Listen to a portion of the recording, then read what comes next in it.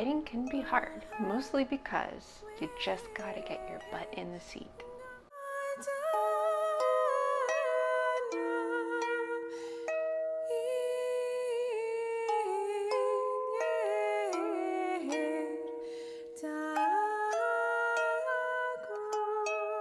Hi there, welcome to Yarns and Yarns, episode 20.2. My name is Shea McIntosh Ford, and I live in Tulsa with my husband, my 2 boys, and our spoiled little puppy. This is a show about yarns as in fibers and yarns as in stories, and today it's all about the stories. This is a vlog about how my week has gone with writing and reading, so I'll be doing some clips on my writing and reviewing the book that I finished this week. One of the things that people seem to misunderstand is how hard writing is.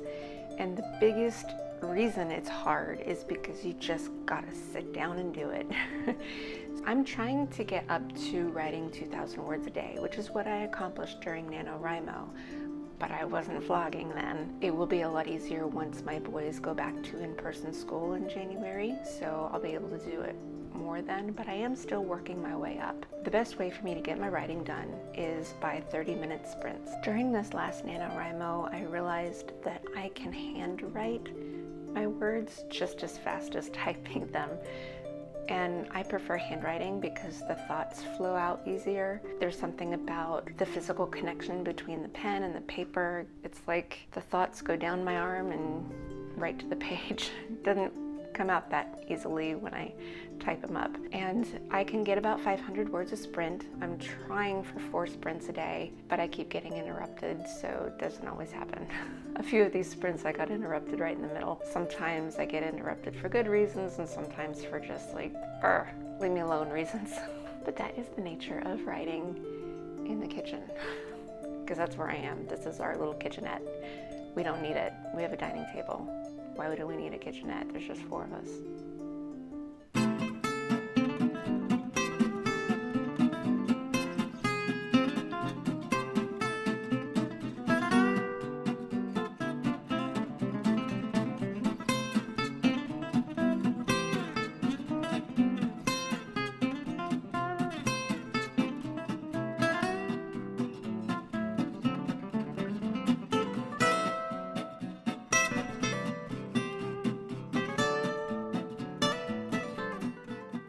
Eventually, I'm going to finish that thing behind Timmons there. The corkboard is my Save the Cat, Act 1, Act 2, Part 1, Act 2, Part 2, and then Act 3. So that's my corkboard with my index cards for all of my story scenes in it. I'm going to finally finish that. I got interrupted by NaNoWriMo. I was still in the middle of getting it ready. I put out my plotting points in the beat sheet, but I never got a chance to fully put it out onto the corkboard. And I know it's not exactly the way it is in Save the Cat because they're not color-coded by character, but it's not a screenplay, so it's okay. And the whole book is from the perspective of one character. It's in first person. It's actually first person present tense.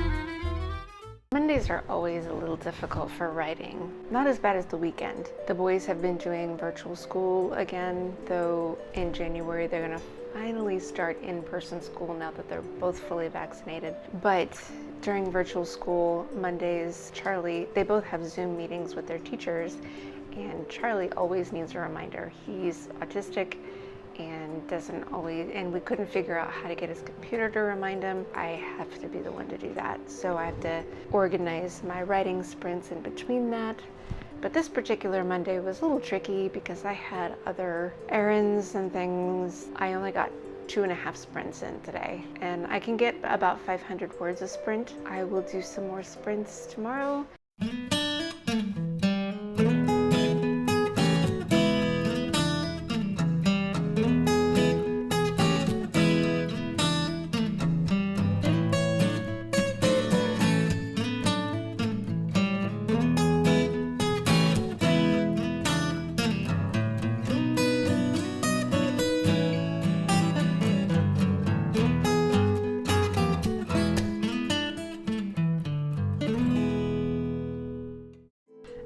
saw in that last writing sprint, I was interrupted. But that's okay, because we got a package from my sister-in-law, and it was this cute little thing. Fresh cut Christmas trees. Isn't that cute? He's a real tree. Yes, he'll last the season. I tried to, it came with these little bells on this wire, and I might have decorated it, like wrapped it too much. Some of the branches look a little smushed. Love it. My sister-in-law is so nice. She used to send us lots of, those really fancy fruits, like packages and stuff, but she knows I can't eat that. And for a while, there were some things that I could eat until this colitis came about. This is something that we can all enjoy. It's really cute. I love pine trees.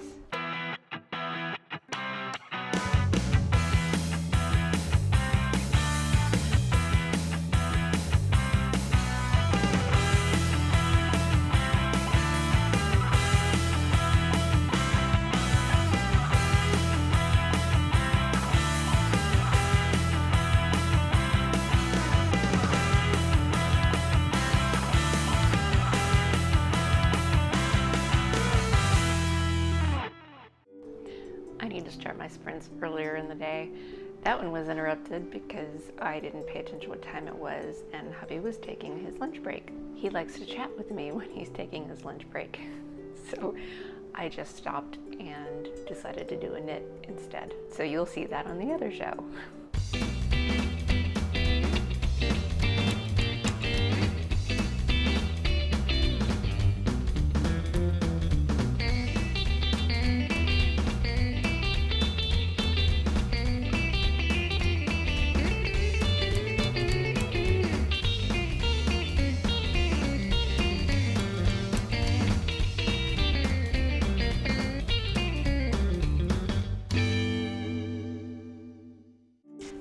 To the very center of my notebook.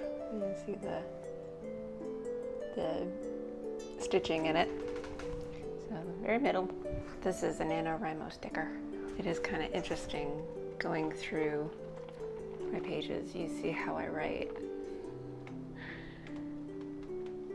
I definitely write drunk, edit sober. I don't paragraph or anything. I do use quotation marks for dialogue, but I just write it out. No chapter breaks, nothing. It might take a little more time editing, but I've spent 7 years on a book before by writing and editing at the same time. I am more than halfway done with this one, to my knowledge. It's going faster, and I think it's better to do it this way.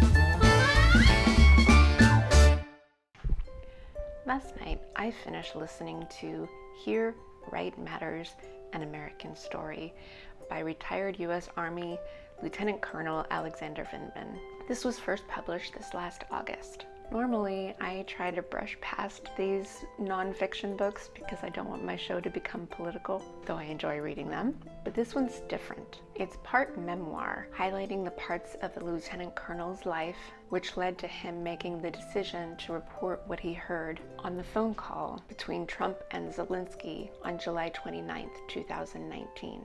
Then, the book addresses the fallout from that decision and how it affected his family. He tries to be apolitical, and this book comes from that perspective. Circumstances forced an Army Lieutenant Colonel to become political. He had no intention of becoming a public figure. It wasn't his choice. The only choice he made was to do what he knew was right. It wasn't really a choice. As he says, it was his duty. After all, he took an oath. We need more people like him in leadership. I highly recommend this read.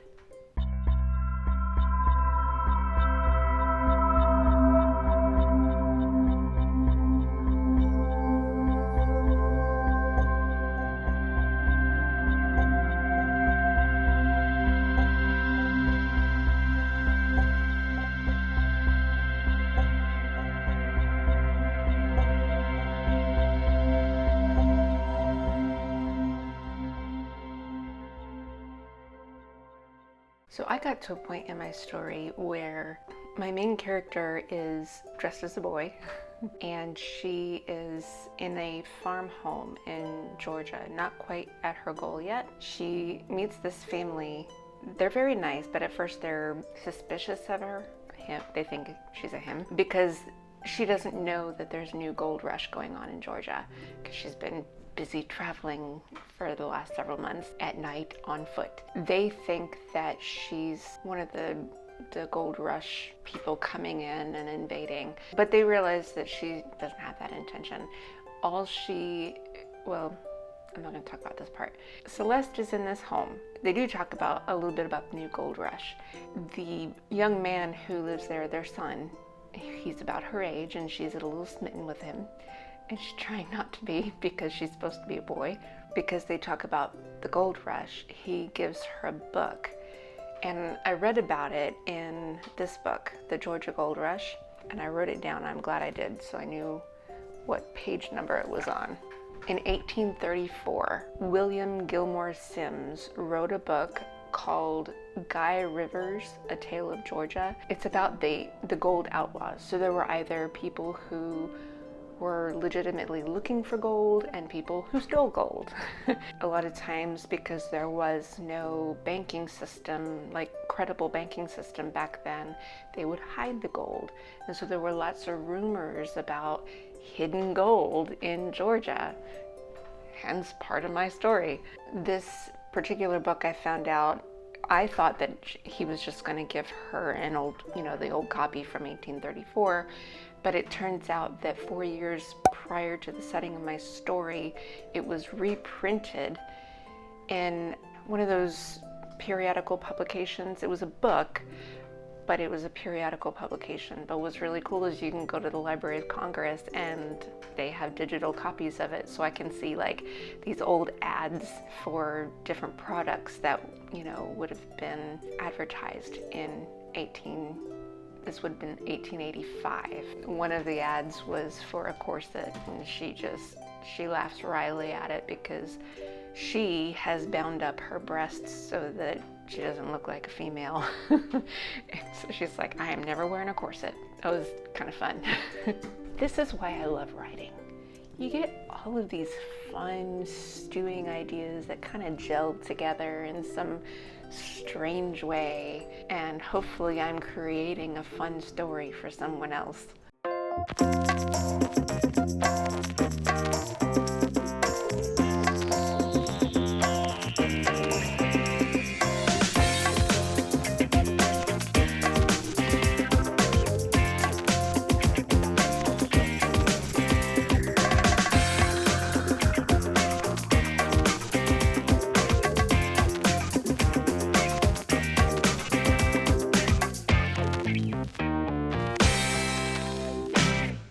I ran out of ink. I don't know if you can see it.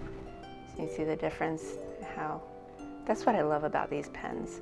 So this is a Pilot pen, the Precise V7 rolling ball. I started using these in high school. I was in a special writing program in high school. It was the Pinellas County Center for the Arts, and I don't know that they even have it. At the time it was a pilot program, and I don't think that they continued it. It was a special magnet school where you could do theater, dance, visual art. I did writing. Our teacher gave us those pens for Christmas, and that's my favorite pen to write with. It's a very smooth, it's not cheap, but it's a very smooth writing. So I always get like the 4-pack because eventually I do run out of ink. But I like that you can see where the ink is. So I better have an extra pen ready. I'm actually gonna need to buy more. I'm on my last one.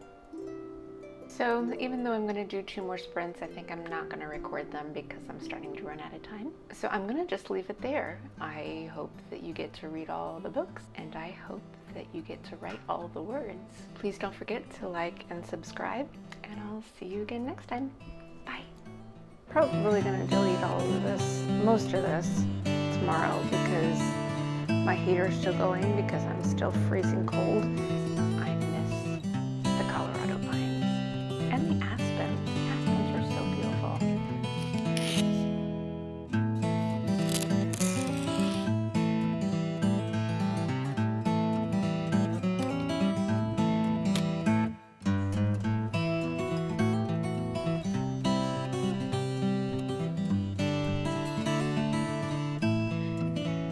It's weird having everything separated. It's like a